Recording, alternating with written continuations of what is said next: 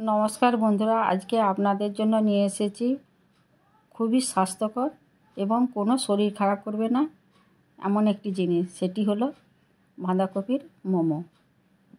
বাঁধাকপিগুলোকে আমি এক একটা করে পাতা ছাড়িয়ে নেব। খুব ধৈর্য ধরে ছাড়াবেন, না ছিঁড়ে যায়। আমার ছাড়ানো হয়ে গেছে। তারপর আমি ধুয়ে নিয়েছি, কড়াইতে জল দিয়ে লবণ দিয়ে এগুলোকে 90% সেদ্ধ করে নেব। এক পাশ হয়ে গেছে, এবার আমি উল্টে দিলাম, দিয়ে আবার 2 মিনিট ঢাকা দিয়ে দিলাম। বাঁধাকপির পাতাগুলো সেখানে যতক্ষণ সেদ্ধ হচ্ছে, আমি এখানে একটা পেস্ট বানিয়ে নেব মাংসের। তাই চলে এলাম মিক্সিতে আমি মাংসগুলোকে পেস্ট করার জন্য। আমার পেস্টও হয়ে গেছে। প্রথম থেকে শেষ পর্যন্ত ভিডিওটি দেখার জন্য অনুরোধ রইল। এবার আমি একটি বাটিতে ঢেলে নিয়ে চলে এলাম কড়াইয়ের কাছে। কড়াটায় আমি দিয়ে দিলাম সরষের তেল। সরষের তেলটা গরম হতে দিয়ে দিলাম পেঁয়াজ কুচি, আদা বাটা, রসুন বাটা আর কাঁচা লঙ্কা কুচি দিয়ে এগুলোকে আমি সুন্দর করে কষে নিব। একটু জল দিয়ে দিলাম যাতে না ধরে যায়।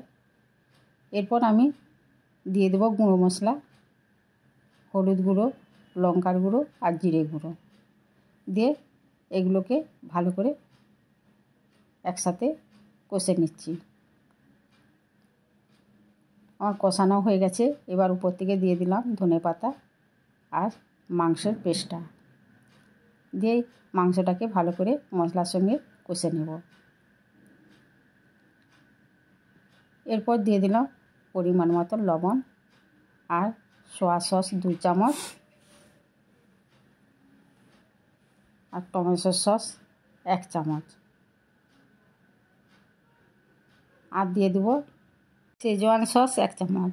আমার কাছে রেড চিলি সস ছিল না, তাই আমি শেজওয়ান সস ব্যবহার করেছি। এগুলোকে দিয়ে আমি ভালোভাবে কষে নিলাম। দেখুন কত সুন্দর রং হয়েছে, মনে হবে পুরটা এমনি খেয়ে নিই। এরপর চলে এলাম বাঁধাকপিগুলো সিদ্ধ হতে তুলে নিয়ে এসে আমি পিছনের যে মোটা অংশটা আছে সেটা আমি ছুরির সাহায্যে কেটে ফেলে দিলাম। এটা করলে মুড়তেও ভালো হবে এবং খেতেও খুব ভালো লাগবে। এবার আমি একটা বাঁধাকপির পাতা নিয়ে মাঝখানে পুরটা দিয়ে এইভাবে আমি মুড়ে দিলাম। এরকম করে আমি সবগুলোই তৈরি করে নেব। আমার সবগুলো হয়ে গেছে। এবার চলে যাব কড়াইতে। নতুন বন্ধুদের জন্য রইল সাবস্ক্রাইব করা অনুরোধ, আর পুরানো বন্ধুদের জন্য রইল ভালোবাসা। কড়াইটা গরম হতে দিয়ে দিলাম সাদা তেল। তেলটা গরম হতে আমি বাঁধাকপির মোমোগুলো বসিয়ে দিলাম। আমি সাদা তেল দিয়ে ভাজছি, আপনারা বাটার দিয়েও ভাজতে পারেন।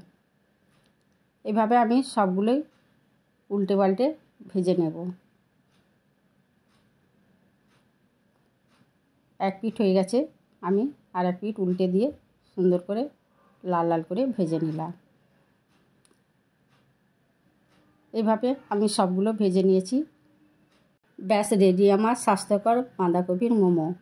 আমি এটি শেজওয়ান সস দিয়ে সার্ভ করেছি। আপনারা মোমোর যে চাটনি হয় সেগুলো দিয়েও খেতে পারেন। এগুলো এমনিই খাওয়া হয়ে যাবে। এখানে ময়দা মাখা মোমো মোড়ার কোনো ঝামেলাই নেই। আমার ভিডিওটি ভালো লাগলে লাইক, কমেন্ট, শেয়ার করবেন। সুস্থ থাকুন, ভালো থাকুন। দেখা হচ্ছে পরে ভিডিওতে। অবশ্যই বাড়িতে বানিয়ে কমেন্ট করে জানাবেন কেমন হলো।